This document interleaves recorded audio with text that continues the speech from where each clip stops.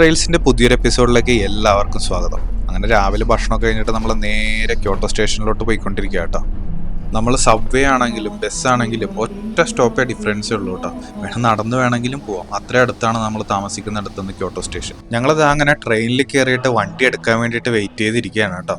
അപ്പോൾ നമ്മുടെ ഇന്നത്തെ പരിപാടി പറഞ്ഞില്ലല്ലോ, നമ്മൾ ഇന്ന് പോകുന്നത് ആരാഷിയാമ ഏരിയയിലോട്ടാണ് കേട്ടോ. അപ്പോൾ നമ്മൾ ഇന്ന് ഡയറക്റ്റ് ആരാഷിയാമയിലോട്ടാണോ പോണേന്ന് ചോദിച്ചാൽ അല്ല, നമ്മൾ ആദ്യം പോകുന്നത് കമിയോക്ക എന്ന് പറഞ്ഞിട്ടുള്ള ഒരു സ്ഥലത്തേക്കാണ്. അവിടെ നിന്ന് ഹൊസുഗാവ റിവർ റൈഡ് എടുത്തിട്ട് വേണം നമ്മൾ ആരാഷിയാമയിലോട്ട് എത്താൻ. അങ്ങനെ ആൾക്കാരൊക്കെ ചെറിയൊരു മയക്കത്തിലാണ് കേട്ടോ. അങ്ങനെ കുറച്ച് നേരം കഴിയുമ്പോഴത്തേക്കും നമ്മൾ കാണുന്ന കാഴ്ചകൾ ഇതാണ്. നമ്മൾ സിറ്റിയൊക്കെ വിട്ടിട്ട് മലകൾക്കിടയിൽ കൂടെ പണിതിരിക്കുന്ന കുറേ ടണലിൽ കൂടെയാണ് ഈ ട്രെയിൻ പാസ് ചെയ്ത് പോകുന്നത്. അങ്ങനെ വീണ്ടും മുന്നോട്ട് പോകുമ്പോൾ നമുക്ക് കാണാൻ പറ്റുന്നത് ഇതേപോലത്തെ കൃഷിയിടങ്ങളും ഒരുപാട് പാടങ്ങളുമാണ്. നമ്മൾ ഇത്ര നാൾ ജപ്പാനിൽ സഞ്ചരിച്ചിട്ട് കാണാത്തൊരു ടെറൈനാണ് നമ്മളിപ്പോൾ കാണുന്നത്. അങ്ങനെ കമിയോക്ക എത്താറായെന്നുള്ള അനൗൺസ്മെന്റ് കേൾക്കാൻ തുടങ്ങി. അപ്പോൾ അടുത്ത സ്റ്റോപ്പിൽ നമുക്ക് ഇറങ്ങണം.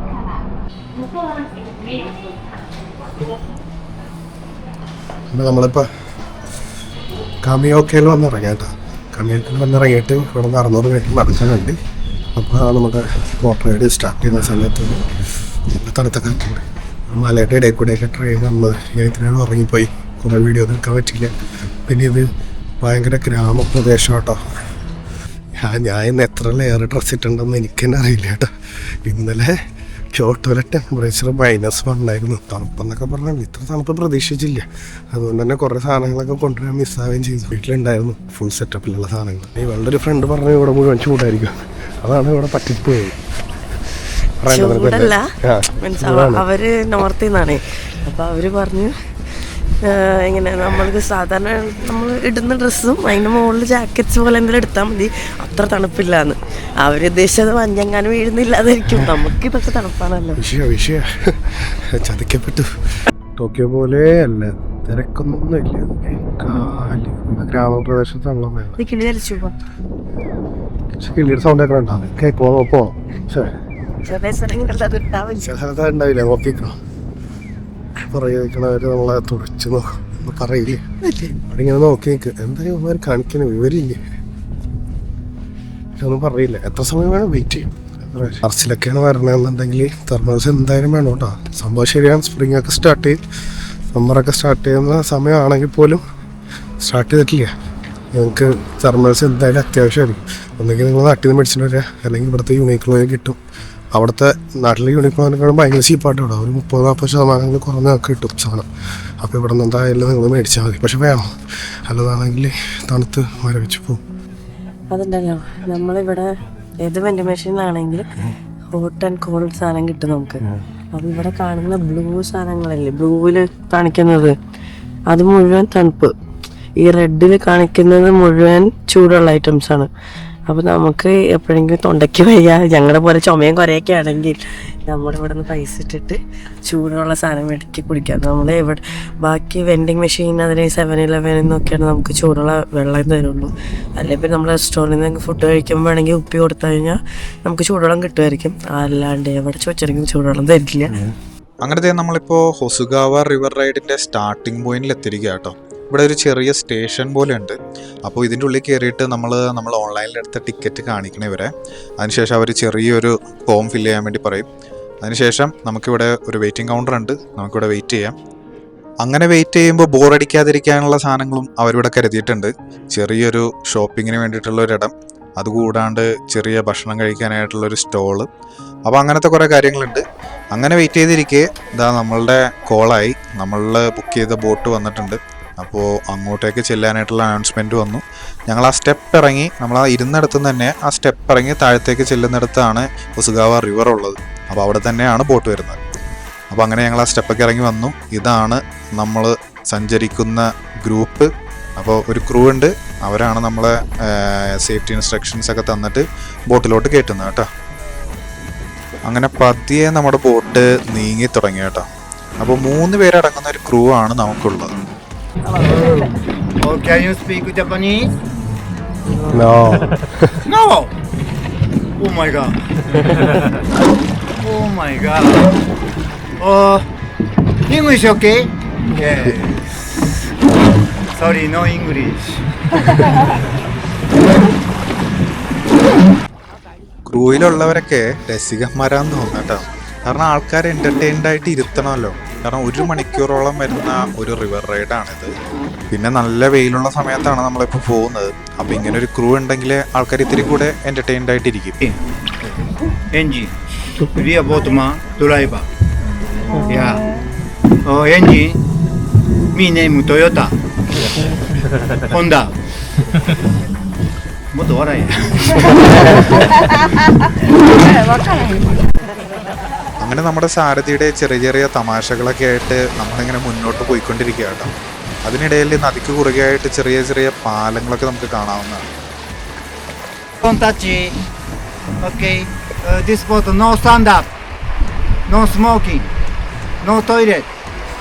Okay. Thank you. Okay, Tajin. അപ്പോൾ ഈ ഹൊസുഗാവ റിവർ റൈഡ് നിങ്ങളൊരു വിൻ്ററൊക്കെ തുടങ്ങുന്നതിന് മുന്നേ ആണെങ്കിൽ എന്ന് വെച്ച് കഴിഞ്ഞാൽ ഒരു ഓട്ടം സീസണിലൊക്കെയാണ് ഇവിടെ വരുന്നതെങ്കിൽ ഈ 2 സൈഡിലും മേപ്പിൾ മരങ്ങളാണ് നിൽക്കുന്നത്. അപ്പോൾ അതിൻ്റെ ആ ഇലകളുടെയൊക്കെ നിറം മാറുന്നൊരു സമയമായത് കാരണം നല്ല ഭംഗിയായിരിക്കും കേട്ടോ ഈ റിവർ റൈഡ് ആ സമയത്ത് എടുക്കാൻ വേണ്ടിയിട്ട്. എനിക്ക് തോന്നുന്നു അതായിരിക്കും ഇവരുടെ ഒരു പീക്ക് സീസൺ. ഈ ക്യോട്ടോയുടെ ചരിത്രത്തിൽ വളരെ പ്രാധാന്യം നിറഞ്ഞ ഒരു നദി കൂടിയാണ് കേട്ടോ ഈ ഹൊസുഗാവ. കാരണം എന്ന് വെച്ച് കഴിഞ്ഞാൽ ചരക്ക് നീക്കം തന്നെയാണ് ആ ഒരു സമയത്ത് ചരക്ക് നീക്കത്തിന് വേണ്ടിയിട്ട് മെയിനായിട്ട് ഉപയോഗിച്ചുകൊണ്ടിരുന്ന ഒരു നദിയാണ് ഈ ഹൊസുഗാവ.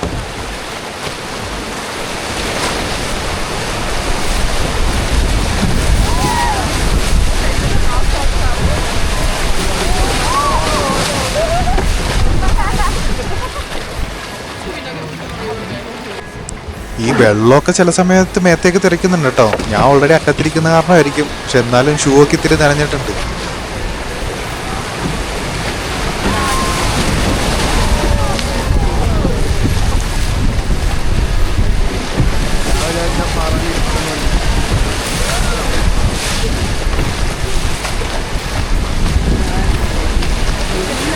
ശരിക്കും ഇപ്പോൾ നദിയിൽ വെള്ളം കുറവാണെന്ന് വേണം പറയാനായിട്ട്.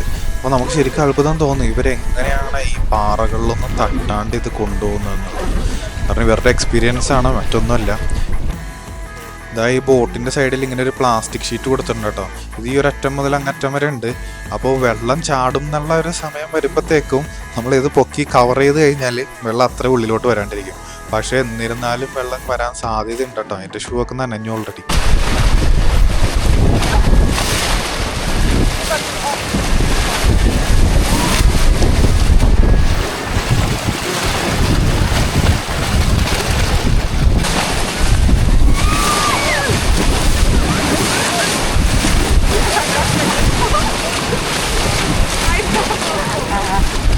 ഇതും കൂടെ ഇപ്പോൾ പൂർത്തിയായി. ഞാനിപ്പോൾ ഒരു സൈഡ് മുഴുവൻ നനഞ്ഞിട്ടുണ്ട്. ഇതേ ആ ട്രെയിൻ പോകുന്നുണ്ടോ. അപ്പോൾ ആ റൂട്ടിൽ കൂടെയാണ് നമ്മൾ ക്യോട്ടോ നിന്ന് കാമിയോക്കയിലേക്ക് വന്നത്. അപ്പോൾ ഈ നദിക്ക് കുറുകെയായിട്ട് ഇതേപോലെയുള്ള ഒരുപാട് റെയിൽപാളങ്ങളുണ്ട്. കാരണം മലനിരകളാണല്ലോ. അപ്പോൾ അതിൻ്റെ ഉള്ളിൽ കൂടെ ടണൽ പണിതിട്ടാണ് ഇവരിതിനെ കണക്ട് ചെയ്തിരിക്കുന്നത്. നിങ്ങൾ ശ്രദ്ധിക്കുന്നുണ്ടെങ്കിൽ അറിയാം നമ്മുടെ ബോട്ടിൻ്റെ എൻജിൻ ഇടയ്ക്കിടയ്ക്ക് മാറുന്നുണ്ട് കേട്ടോ. Japanese people maple leaf eating. Do you know tempura? Tempura eating. まああんま美味しいもんじゃないけど。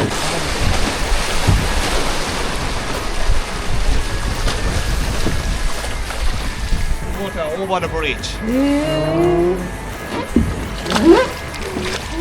എനിക്ക് മുഴുവൻ മനസ്സിലായില്ല, പക്ഷെ എന്നാലും ഒരു സമയത്ത് അതിശക്തമായ മഴ ഉണ്ടായപ്പോഴത്തേക്കും ഈ നദി കരകവിഞ്ഞൊഴുകി ആ കാണുന്ന ബ്രിഡ്ജിൻ്റെ ഹൈറ്റിലുള്ള വെള്ളം വന്നു എന്നാണ് അദ്ദേഹം പറയുന്നത്. 1951 ഡാം പൊട്ടിയിട്ട് വലിയൊരു അപകടം ഇവിടെ ഉണ്ടായിട്ടുണ്ട്. ഈ കാമിയോക്ക റീജിയനെയൊക്കെ വളരെ അധികം എഫക്റ്റ് ചെയ്തിട്ട് 140 പേരോളം മരിച്ച ഒരു സംഭവം ഇവിടെ ഉണ്ടായിട്ടുണ്ട് കേട്ടോ. അങ്ങനെ നമ്മുടെ റിവർ റൈഡ് ഏകദേശം അവസാനിച്ചിരിക്കുകയാണ്. ഇതാണ് അരാഷിയാമ.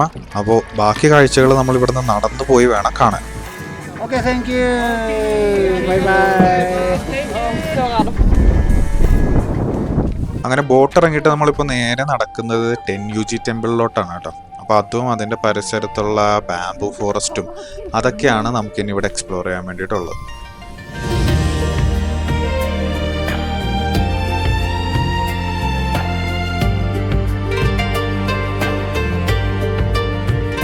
അങ്ങനെ ടെൻയുജി ടെമ്പിളിലേക്ക് കയറുന്നതിന് തൊട്ട് മുന്നായിട്ട് ഇവിടെ ഇങ്ങനെ ഒരു ഹോൾ ഉണ്ട് കേട്ടോ. ഇത് ഡ്രാഗൺ ഹോൾ എന്ന് ഇതിനെ പറയുന്നത്. നമുക്കിപ്പോൾ ഇതിനകത്ത് ക്യാമറ വെച്ച് ഷൂട്ട് ചെയ്യാനായിട്ടുള്ള പെർമിഷൻ ഇല്ല. പാസ് എടുത്തിട്ട് വേണം നമ്മൾ ഇതിനകത്ത് കയറാനായിട്ട്. 300 Yen ആണ് കേട്ടോ ഇതിൻ്റെ ഒരാൾക്കുള്ള ടിക്കറ്റ് ഫീസ്. അപ്പോൾ ഞങ്ങൾ ഇതിനകത്ത് കയറി ഇറങ്ങി. അപ്പോൾ ഇതിനകത്തുള്ളത് ഒരു ക്ലൗഡ് ഡ്രാഗൺ എന്ന് പറഞ്ഞിട്ട് വലിയൊരു ആർട്ട് വർക്കാണ്. അപ്പോൾ അത് സീലിങ്ങിലാണ് വരച്ചു വെച്ചിരിക്കുന്നത്. അപ്പോൾ അതിനുള്ള പ്രത്യേകത എന്ന് പറഞ്ഞു കഴിഞ്ഞാൽ നമ്മളിപ്പോൾ ഈ ഒരു അറ്റത്തു നിന്ന് അപ്പുറത്തറ്റത്തേക്ക് നടക്കുമ്പോഴത്തേക്കും ഈ ഡ്രാഗൻ്റെ കണ്ണുകൾ നമ്മളെ ഫോളോ ചെയ്യുന്നത് പോലെ തോന്നും. അപ്പോൾ അതാണ് ആ ഒരു ആർട്ട് വർക്കിൻ്റെ പ്രത്യേകത. പിന്നെ ബുദ്ധിസ്റ്റ് സെൻ ടെമ്പിളിൻ്റെ വലിയൊരു പ്രത്യേകത കൂടിയാണ് ഈ ഡ്രാഗൺ. അങ്ങനെ നമ്മളിപ്പോൾ 10 UG ടെമ്പിളിൻ്റെ ടിക്കറ്റ് എടുത്ത് ഉള്ളിൽ കയറി കേട്ടോ. 1000 Yen ആണ് ശരിക്കും ഒരു ടിക്കറ്റിൻ്റെ റേറ്റ്. പക്ഷേ ഗാർഡനിലേക്ക് മാത്രം എൻട്രി മതിയെങ്കിൽ 500 Yen ടിക്കറ്റ് എടുത്തിട്ട് നിങ്ങൾക്ക് ഉള്ളിൽ കയറാവുന്നതാണ്. അപ്പോൾ ഇതാണ് ഫേമസ് ആയിട്ടുള്ള സൊഗേൻഷി ഗാർഡൻ. ഈ 10 UG ടെമ്പിളിൻ്റെ പുറകുവശത്തായിട്ടാണ് ഈ ഗാർഡൻ വരുന്നത്. ഇപ്പോൾ വിൻ്റർ കഴിഞ്ഞ സീസൺ മാറി തുടങ്ങുന്നതേ ഉള്ളൂ. അതുകൊണ്ട് തന്നെ ഈ ഒരു ഗാർഡൻ്റെ ഭംഗി അതിൻ്റെ ഫുൾ പവറിൽ എത്തിയിട്ടില്ലെന്ന് വേണം പറയാൻ. നേച്ചറായിട്ട് വളരെയധികം ബ്ലെൻഡ് ചെയ്ത് നിൽക്കുന്ന രീതിയിലാണ് ഇതിൻ്റെ ഡിസൈൻ തന്നെ കേട്ടോ. പിന്നെ അതിൻ്റെ നേരെ ഓപ്പോസിറ്റ് സൈഡിൽ ഈ കാണുന്ന ഹോള് ഇത് ഇവരുടെ ഒരു സെറിമോണിയൽ ഹോളാണ്. അപ്പോൾ എന്തെങ്കിലും പ്രധാനപ്പെട്ട കാര്യങ്ങളോ ചടങ്ങുകളൊക്കെ ഇവിടെ വെച്ചിട്ടാണ് നടക്കുന്നത്. 700 വർഷങ്ങൾക്ക് മുന്നേ പണി കഴിപ്പിച്ച ഒരു സെൻ ടെമ്പിൾ ആണ് കേട്ടോ ഇത്. ഇനി ഈ സൊഗേൻഷി ഗാർഡന്റെ പ്രത്യേകത എന്ന് പറഞ്ഞാൽ ഈ ഒരു ടെമ്പിളിൽ നിന്ന് നോക്കുമ്പോൾ കാണുന്ന മലനിരകൾ അതുമായിട്ട് ബ്ലെൻഡ് ചെയ്ത് നിൽക്കുന്ന രീതിയിലാണ് ഈ ഗാർഡൻ ഡിസൈൻ ചെയ്തിരിക്കുന്നത് തന്നെ. പിന്നെ ഇത് അന്ന് പണിത അതേ ബിൽഡിംഗ് ആണോ ഇപ്പോഴും ഇവിടെ നിൽക്കുന്നതെന്ന് ചോദിച്ചാൽ അല്ല. ഒരുപാട് റീകൺസ്ട്രക്ഷൻസും മോഡിഫിക്കേഷൻസും ഇതിനകത്ത് വന്നിട്ടുണ്ട്. കാരണം അഗ്നിബാധ കൊണ്ടിട്ടുള്ള പല അപകടങ്ങളും ഇവിടെ ഉണ്ടായിട്ടുണ്ട്. അതുകൊണ്ടൊന്നും ഈ സെൻ ടെമ്പിൾ ഉപേക്ഷിക്കാൻ വേണ്ടിയിട്ട് ഇവിടുത്തെ ജനത തയ്യാറായിട്ടില്ല. അതിൻ്റെ തെളിവാണ് ഇത് ഇപ്പോഴും ഇതുപോലെ തന്നെ മെയിൻറ്റെയിൻ ചെയ്ത് പോകുന്നുള്ളത്.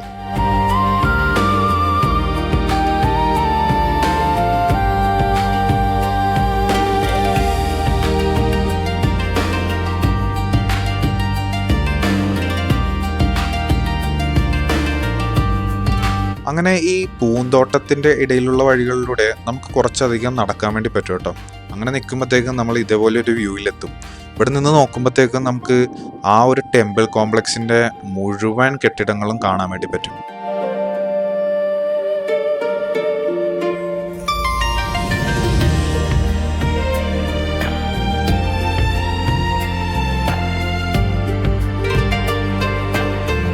അങ്ങനെ ആ കാഴ്ചകളൊക്കെ ആസ്വദിച്ച് ഞങ്ങൾ വീണ്ടും മുന്നോട്ട് നടക്കുകയാണ് കേട്ടോ.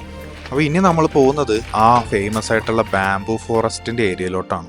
അപ്പോൾ ആ ബാംബു ഫോറസ്റ്റ് നിൽക്കുന്ന സ്ഥലത്തേക്ക് നിങ്ങൾക്ക് ശരിക്കും 2 വഴിയിലൂടെ വരാം കേട്ടോ. ഒന്ന് ഡയറക്റ്റ് വരാം, നമ്മൾ ഈ ഒരു ടെമ്പിളിൻ്റെ കോംപ്ലക്സിൻ്റെ ഉള്ളിൽ കയറാണ്ട് വരാം. മറ്റൊന്ന് ഈ ടെമ്പിൾ കോംപ്ലക്സിൽ കയറിയിട്ട് ഇതിൻ്റെ ഒരറ്റത്തെ എക്സിറ്റ് എന്ന് പറയുന്നത് ആ ബാംബു ഫോറസ്റ്റ് ആണ്.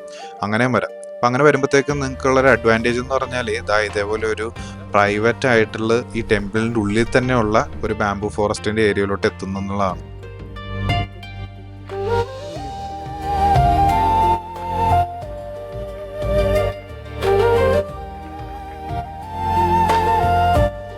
നല്ല ഉയരത്തിലാണ് ഇവിടുത്തെ മുളകൾ വളർന്നു നിൽക്കുന്നത്. അതുകൊണ്ട് തന്നെ ഇതിനൊരു പ്രത്യേക ഭംഗിയുണ്ട് കേട്ടോ. പിന്നെ ഇതിൻ്റെ ഉള്ളിലേക്ക് കയറാതിരിക്കാനായിട്ട് 2 സൈഡിലും അതേ ഭംഗിയിൽ തന്നെ വേലികൾ വെച്ച് കവർ ചെയ്തിട്ടുണ്ട്. ഒരുപാട് സിനിമകളിൽ ലൊക്കേഷനായിട്ടുള്ള ഒരു സ്ഥലം കൂടിയാണ് കേട്ടോ ഇത്. ഈവൻ ഇന്ത്യൻ സിനിമകളിൽ തന്നെ ഇവിടെ വന്നിട്ട് ഷൂട്ട് ചെയ്തിട്ടുള്ള സോങ്സ് കാര്യങ്ങളൊക്കെ ഉണ്ട്. ഒരു 100-150 മീറ്റർ മാത്രമുള്ള ഒരു ചെറിയ നടപ്പാതയാണിത്. അപ്പോൾ അതിങ്ങനെ ഈ ബാംബു ഫോറസ്റ്റിൻ്റെ ഉള്ളിൽ കൂടെ പോകുന്നു. അറ്റത്തെത്തിയിട്ട് നമുക്ക് തിരിച്ചു വരാം. ഒരാളിവിടെ ഏത് സിനിമ ഇവിടെ ഷൂട്ട് ചെയ്തതെന്ന് കണ്ടുപിടിക്കുന്ന തിരക്കിലാണ് കേട്ടോ. കണ്ടുപിടിച്ച് കഴിയുമ്പോൾ പറയാം. എല്ലാവരും ഇപ്പുറത്തറ്റം വരെ നടക്കുന്നൊന്നുമില്ല. കുറച്ച് പേര് അതിൻ്റെ തുടക്കത്തിൽ വെച്ച് തന്നെ കുറച്ച് ഫോട്ടോസ് എടുത്തിട്ട് തിരിച്ചു പോവും. പിന്നെ കാറ്റ് ഈ മുളകൾക്കിടയിലൂടെ വീശുമ്പോഴുള്ള ആ ഒരു സൗണ്ട് ആംബിയൻസ് ഒക്കെ ആസ്വദിച്ച് കുറച്ചും കൂടെ മുന്നോട്ട് നടക്കണമെങ്കിൽ തിരക്കില്ലാതെ നിങ്ങൾക്ക് നടക്കാം കേട്ടോ.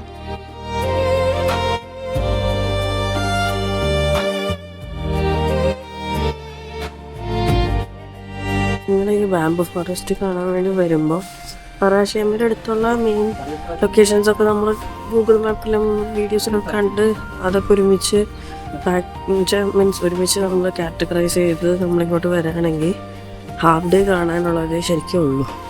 പിന്നെ ഒരുപാട് ഷൈനും അതിൻ്റെ ഹിസ്റ്ററിയും അങ്ങനെയൊക്കെ നോക്കുന്നവർക്ക് ചിലപ്പോൾ ഉണ്ടാവുമായിരിക്കും. അല്ലെങ്കിൽ ഞാൻ പറയുന്ന ഹാഫ് ഡേ കാണാനുള്ളതേ ഉള്ളൂ. ബാംബു ഫോറസ്റ്റ് നമ്മൾ ശരിക്കും കുറേണ്ടെന്ന് കുറച്ചേ ഉള്ളൂ. അപ്പോൾ നിങ്ങൾ ഹാഫ് ഡേ വേറെ എന്തെങ്കിലും പ്ലാൻ ചെയ്യണമെന്ന് നല്ലതായിരിക്കും. ഞങ്ങൾ ഇച്ചിരി തണുപ്പായതുകൊണ്ട് നേരെ വൈകി ഇറങ്ങിയത്. പിന്നെ പുറത്തുനിന്ന് ഞങ്ങൾക്ക് മറ്റേ ബോട്ട് റൈഡ് ഉണ്ടായല്ലോ. അപ്പം ബോട്ട് റൈഡ് എടുത്തത് കൊണ്ട് നമുക്കിവിടെ ബാംബു ഫോറസ്റ്റ് അല്ലാണ്ട് കുറച്ച് ആക്ടിവിറ്റി ഉണ്ടായി.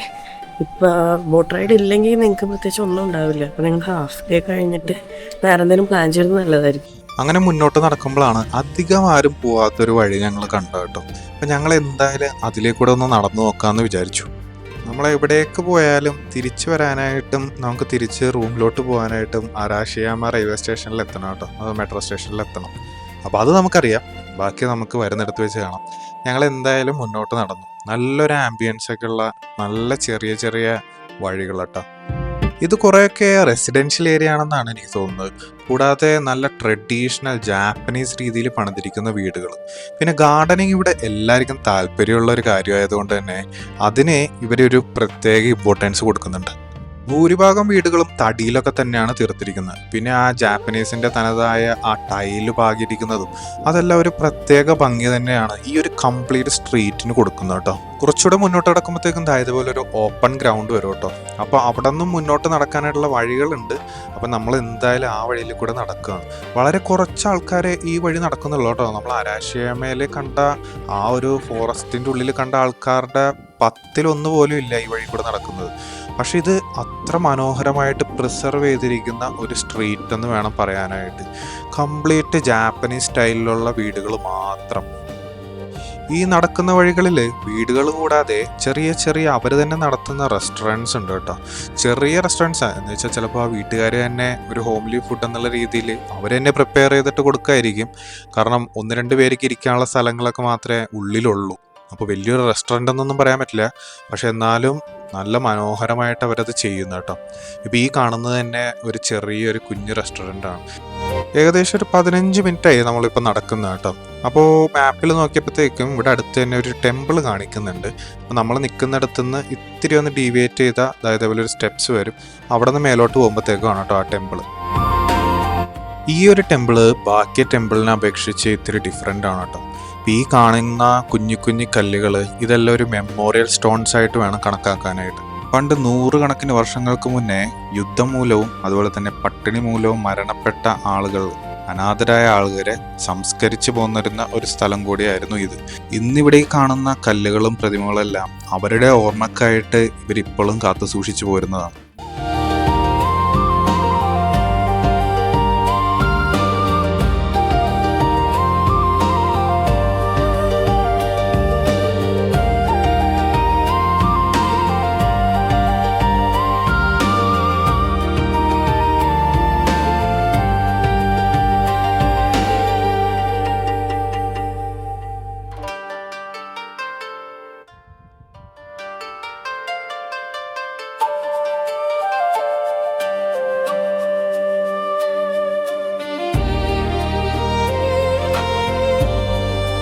അങ്ങനെ ഞങ്ങൾ അവിടെ നിന്ന് ഇറങ്ങി കുറച്ചുകൂടെ മുന്നോട്ട് നടന്നു കേട്ടോ. അപ്പോൾ കാണുന്ന കാഴ്ചകളാണിത്. പുല്ല് മേഞ്ഞിട്ടുള്ള മേൽക്കൂരകളുള്ള കുറച്ച് ബിൽഡിങ്സ്, അങ്ങനത്തെ ബിൽഡിങ്സ് ഉള്ള ഒരു ഏരിയ തന്നെ. ഞങ്ങൾക്കിപ്പോൾ തോന്നുന്നു ഞങ്ങൾ ഈ വഴി വന്നില്ലായിരുന്നെങ്കിൽ ഭയങ്കര നഷ്ടമായി പോയേനെ കേട്ടോ. കാരണം അരാഷിയാമ എന്ന് പറയുമ്പോഴത്തേക്കും വെറും ബാംബു ഫോറസ്റ്റും കുറച്ച് ഫുഡ് സ്ട്രീറ്റും മാത്രമല്ല, ഇതുപോലുള്ള പല കാഴ്ചകളും ഉണ്ട്. ഇത്രയൊന്നും ആൾക്കാർ നടക്കുന്നില്ല എന്നുള്ളതാണ് സത്യം. ഞങ്ങൾ ഈ വഴി നടക്കുമ്പോഴത്തേക്കും ഞങ്ങൾ 2 പേര് മാത്രമേ ശരിക്കും ഈ വഴിയിലേ ഉള്ളൂ. അത്രയും എംറ്റി ആയിട്ടുള്ളൊരു സ്ട്രീറ്റ്. പക്ഷേ ജാപ്പനീസിൻ്റെ ഇത്രയും ഭംഗിയോടെ ഒരു സ്ട്രീറ്റ് പോർട്രേറ്റ് ചെയ്ത് വെച്ചിരിക്കുന്നതെന്ന് പറഞ്ഞു കഴിഞ്ഞാൽ അവരിപ്പോഴും അത് പ്രിസർവ് ചെയ്യുന്നുണ്ട്. അതാണ് അതിനകത്ത് ഏറ്റവും വലിയ പ്രത്യേകത. അങ്ങനെ ആ വഴിയിൽ കൂടെ തിരിച്ചു നടക്കുന്ന സമയത്ത് ഞങ്ങളൊരു ജാപ്പനീസ് ലേഡീനെ കണ്ടു കേട്ടോ.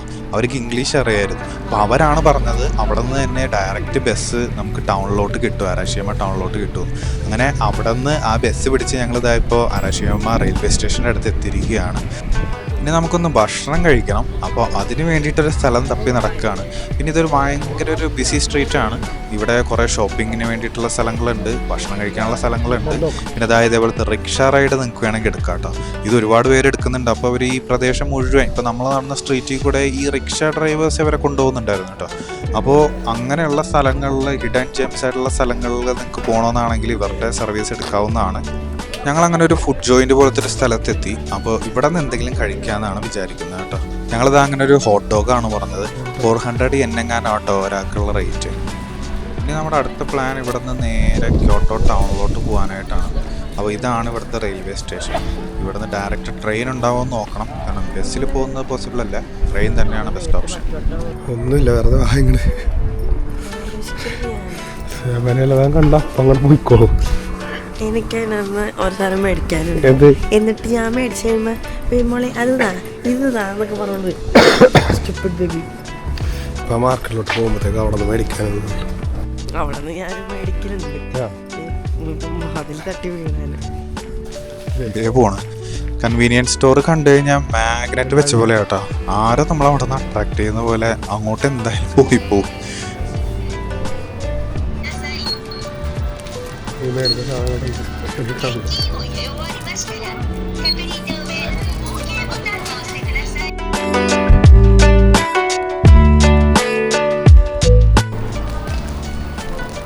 അതിന് ഇത് നിനക്ക് വേണമായിരുന്നാ? നിന്റെ മുട്ടായി ഉണ്ടായിരുന്നു അതിനകത്ത്. നീ ഇതൊന്നും ചോദിച്ചോണ്ട് എന്റെ അടുത്തേക്ക് വരണ്ട കേട്ടോ ബേബി. നമ്മൾ ആദ്യം ഓടിക്കയറി ചെന്ന സ്റ്റേഷനേ തെറ്റിപ്പോയി. അപ്പോൾ JR ലൈനിൽ വന്നിട്ടാണ് നമുക്ക് തിരിച്ചു പോകാൻ വണ്ടി പിടിക്കുക. നമ്മളിപ്പോൾ ബിജോ സ്റ്റേഷൻ എന്ന് പറഞ്ഞൊരു സ്റ്റേഷനിൽ വന്ന് ഇറങ്ങി കേട്ടോ. ഇനി ഇവിടെ നിന്ന് ബസ് പിടിച്ചിട്ട് വേണം പോവാൻ. അപ്പോൾ അത് അപ്പുറത്ത് കാണുന്നതാണ് ബസ് സ്റ്റോപ്പ്. അവിടെ പോയി ബസ് പിടിച്ച് അടുത്ത സ്ഥലത്ത് പോകാം. 2 ബസ് മാറി കയറാം, എന്നാലും നമ്മൾ പറഞ്ഞ സ്ഥലത്ത് എത്തും. അപ്പോൾ നമ്മളങ്ങനെ വീണ്ടും തിരിച്ച് സിറ്റിയിൽ എത്തിയിരിക്കുകയാണ്. ഇപ്പോൾ ഈ ഏരിയ എന്ന് പറഞ്ഞു കഴിഞ്ഞാൽ നമ്മൾ ആദ്യത്തെ വീഡിയോയിലൊക്കെ കണ്ടവർക്ക് അറിയാം, ഇത് നിഷിക്കി മാർക്കറ്റിൻ്റെ ഏരിയ ആണ്. നമ്മളിവിടെ എത്തുമ്പോഴത്തേക്ക് നല്ല സൺസെറ്റിൻ്റെ ടൈമാട്ടോ. അപ്പോൾ ഞങ്ങളിപ്പോൾ നേരെ നിഷിക്കി മാർക്കറ്റിൻ്റെ സൈഡിലേക്ക് നടക്കുകയാണ് കേട്ടോ. നമ്മൾ അന്ന് വന്നപ്പോഴത്തേക്കും ടൈമിംഗ് ശരിയല്ലായിരുന്നല്ലോ. അപ്പോൾ ഇതാണ് പെർഫെക്റ്റ് ടൈമിംഗ്. ഇപ്പോൾ ഒരു 5 മണിയൊക്കെ ആയിട്ടുണ്ടാവും. ആ ഒരു സമയത്ത് ഇവിടെ എത്തുമ്പോഴത്തേക്കും നല്ല ലൈവ് ആട്ടോ ഈ സ്ട്രീറ്റ് മുഴുവൻ. അപ്പോൾ ഈ നിഷിക്കി മാർക്കറ്റിൽ നല്ല സീ ഫുഡും അതേപോലെ തന്നെ നല്ല സാക്കിയൊക്കെ കിട്ടുന്ന സ്ഥലങ്ങളുണ്ടെന്ന് കേട്ടിട്ടുണ്ട്. അപ്പോൾ നമുക്ക് അങ്ങനെ വല്ല സ്ഥലങ്ങൾ കണ്ടുപിടിക്കാൻ പറ്റുമെന്ന് നോക്കാം.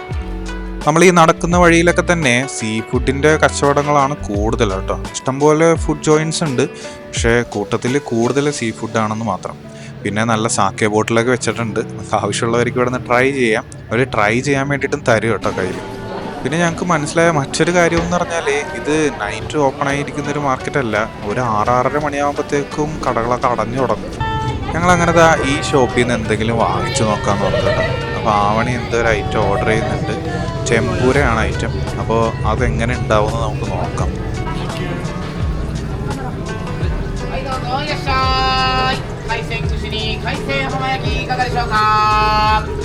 ടെമ്പുര ഷ്രിമ്പാട്ടോ നമ്മൾ മേടിച്ചത്.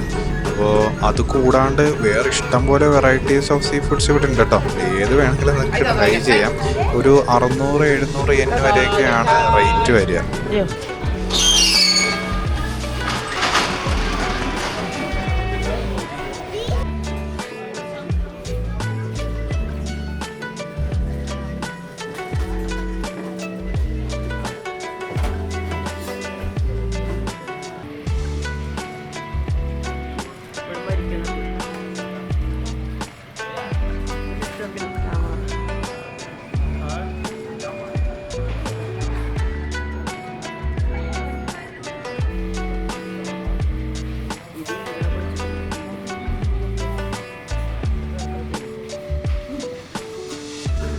അപ്പോൾ നമ്മൾ ഓർഡർ ചെയ്ത സാധനം റെഡി ആയിട്ടുണ്ട്. ഇതാണ് നമ്മുടെ ടെമ്പുര ഷ്രിംപ്. ഇതാണ് നമ്മൾ ഓർഡർ ചെയ്ത സാധനം. നല്ല ചൂടുണ്ട് കേട്ടോ. അപ്പോൾ അതും കഴിച്ച് കുറച്ചുകൂടെ മുന്നോട്ട് നടക്കുമ്പോഴത്തേക്കും ഒരു സാക്കയൊക്കെ കൊടുക്കുന്ന ഒരു സ്ട്രീറ്റ് ഉണ്ട് കേട്ടോ. അവിടെ നിന്ന് ഓരോ സാക്കയും കുടിച്ച് ഞങ്ങൾ ഇന്നത്തെ പരിപാടി അവസാനിപ്പിക്കുകയാണ്. അപ്പോൾ ഈ വീഡിയോസ് നിങ്ങൾക്ക് ഇഷ്ടപ്പെടുന്നുണ്ടെങ്കിൽ നിങ്ങൾ ലൈക്ക് ചെയ്യാനും സബ്സ്ക്രൈബ് ചെയ്യാനും മറക്കരുത്. അതുകൂടാണ്ട് നിങ്ങളുടെ നിർദ്ദേശങ്ങൾ എന്തെങ്കിലും ഉണ്ടെങ്കിൽ ഞങ്ങളുടെ കമൻറ്റ് ബോക്സിൽ ഇടാനും മറക്കരുത്. അപ്പോൾ അടുത്തൊരു വീഡിയോ ആയിട്ട് വീണ്ടും കാണാം.